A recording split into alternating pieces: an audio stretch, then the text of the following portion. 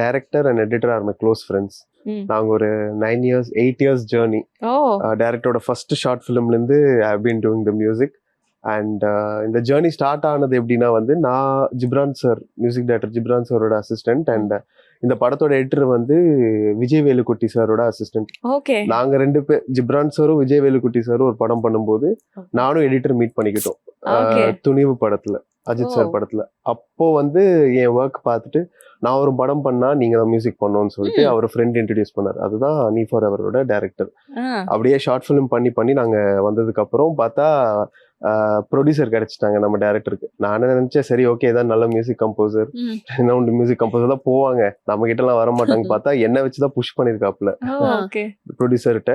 அப்புறம் ப்ரொடியூசரும் வந்துட்டு என் ஒர்க் எல்லாம் பார்த்து சரி இந்த படம் பண்ணுங்க, ஆனா அதுக்கு முன்னாடி நான் இன்னொரு படம் கொடுக்குறேன், அது பேக்ரவுண்ட் ஸ்கோர் பண்ணுங்க, அது நல்லா வந்துச்சுன்னா இந்த படம் கன்ஃபார்ம் பண்ணிடலாம்னு சொல்லிட்டு தருணம்னு ஒரு படம் கொடுத்தாரு போன வருஷம். ஸோ அது பண்ணி காமிச்சு அவர் கொஞ்சம் ஓரளவுக்கு இம்ப்ரெஸ் பண்ணி இந்த படத்தை எப்படியும் நான் வாங்கிட்டேன்.